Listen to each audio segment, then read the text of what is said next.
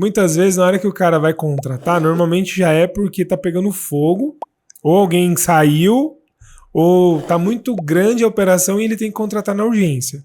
Então, nossa, preciso de alguém para amanhã aqui, porque amanhã a mulher vai sair de férias e eu não planejei nada, então eu preciso. Aí a indicação sempre de um conhecido, às vezes de um parente de alguém ali, e o cara olha o currículo, ele olha o que ela fez, serve. Deixa eu conversar com ela. Aí chega lá, fala um pouco da vaga, olha pra cara, parece ser gente boa, vou contratar. Cara, e aí tá trazendo, às vezes, uma dinamite ali pro negócio, porque vai explodir, porque você não sabe os valores da pessoa, não entende se a pessoa, pra vaga, né, se ela é uma pessoa mais analítica, mais comunicativa, muitas vezes ele não entende de forma clara as funções, né? Tipo, o que eu vou exigir dessa pessoa? Como eu vou gerenciar isso aí? E não tem nenhum treinamento, né? A pessoa chega lá, cai de paraquedas, né? Não tem onboard. Então, tipo assim, porque ele nem sabe o que vai passar. Aí fica todo mundo perdido, o negócio não dá certo e chega uma semana e fala, nossa, mas fulano não tá indo bem, né? Eu vou te falar por que isso acontece. Eu implanto nas empresas, porque eu também tenho na minha, o processo de recrutamento são 3 etapas.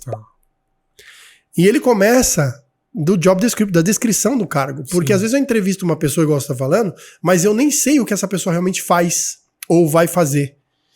E aí eu coloco ela lá. Então eu preciso ter... São 13 etapas. Depois de cumprir essas 13 etapas, tem a metodologia da entrevista. Porque eu tenho que usar uma metodologia para entrevista, né? Existem uma forma... sempre perguntas no passado. Perguntas no futuro estimula a pessoa a inventar uma resposta. Perguntas no passado mostra se ela viveu essa experiência. Perfeito. E eu tenho que saber se essa pessoa tem as habilidades técnicas e comportamentais para executar aquela função com aquele descrição de cargo. Exatamente. E depois na entrevista eu ainda avalio se dá match no que diz respeito à missão, visão e valores. Principalmente valores da empresa. Principalmente valores. Então assim, o processo de recrutamento ele é extremamente importante, sério. Por quê? Porque eu tenho um custo de aquisição de um funcionário e esse turnover também tem um custo, que são os custos invisíveis que a pessoa não planifica, ele não vê. E uma outra coisa que é a coisa mais grave que eu vejo quando você não tem o processo e você contrata desse jeito que você deu esse exemplo, o empresário, ele não está colocando nem o esforço dele, nem da empresa para que esse funcionário dê certo. Ele está falando assim, vamos colocar esse cara na fogueira? Porque se não der certo em 45 dias eu mando ele embora, ou em 90 dias eu mando ele embora. Mas aí ele cava um buraco, dá mais problema, e assim, quem dá certo é tipo loteria, né? Porque eu coloco 10 caras ali, e aquele que realmente foi, sei lá, um achado, dá certo, mas às vezes até a forma da jornada dele como colaborador fica meio estremecida. Por quê? Porque ele não tem uma visão se não tem nenhum cargo, a descrição do primeiro cargo, imagina para ele ter um plano de carreira, ele ser reconhecido. Como eu não sei o que eu exijo desse cara, eu nunca vou reconhecer ele. Porque o que ele tá fazendo é sempre o que ele tá pago para fazer. E aí o próprio colaborador fala, eu tô dando sangue aqui, tô fazendo coisa que nenhum outro antecessor meu fez, o dono não reconhece, a dona não reconhece, quer saber? Cadê o mercado? Vou pro mercado, vou sair daqui, vou empreender, e aí isso vira um ciclo tão negativo que às vezes o cara sai para empreender, mas não está preparado também. Aí ele acaba entrando na estatística de empreendedores que deram errado. Sem dúvida. Então a responsabilidade do empresário é muito séria, porque ele está cuidando de famílias ali, de uma jornada. Às vezes o cara pega a grana dele ali, investe no negócio, quebra, tem dificuldade e gera um ciclo negativo. Então é muito importante esse trabalho que você trouxe aqui, que é investimento, né? O processo de contratação. Eu falo para o empresário, eu falo para ele o seguinte, quando você você fez todo esse processo, a partir do momento que esse colaborador entrou e ele passou pelo processo de aculturamento, né, do onboarding bem feito e da capacitação, você tem que entender que você é responsável por ele. Então o sucesso dele na empresa, como seu funcionário, é responsabilidade sua. Você precisa trazer essa responsabilidade, porque você tem que entender que é o seguinte, eu gastei uma grana absurda para trazer esse cara. Ele tem que dar certo. Porque se ele der errado, tem alguma falha muito grave no processo que precisa ser revista, ou é porque você não fez o que você tinha que fazer. E não é colocar o cara na fogueira. É você trabalhar junto com ele para que ele possa dar certo, por causa do custo. Por isso que eu falo, ó, o empresário ele mata e morre pelo caixa. Ele não pode tomar decisão que compromete o caixa. Contratar errado é a primeira decisão que ele está fazendo para comprometer o caixa dele. Porque ele não enxerga, ele não planilha, ele não precifica quanto que ele gastou de horas, de anúncio, de que ele paga a plataforma onde ele pega currículo, o tempo dele para fazer entrevista, ele não planifica isso para saber, pô, eu gastei R$1.500 para trazer um funcionário que vai ganhar R$2.000. Percebe? Sim. E quando eu mando esse cara embora, tem todo o custo também de demissão e custo de contratação. Entendeu? E aí, dependendo como sai, às vezes o cara entra com uma trabalhista lá e é outro problema. Percebeu? Então, assim, E também um ponto também que é muito importante, que é a questão que você deu exemplo. Eu trago esse cara que não está preparado, quanto que ele me gera de prejuízo invisível, porque talvez você não vai perceber no primeiro momento que uma falta de atendimento ali, na qualidade do atendimento, gera um resultado negativo no seu... Porque, um exemplo, você poderia estar aqui fazendo uma bandeira contra o banco. Quanto que é negativo ter clientes...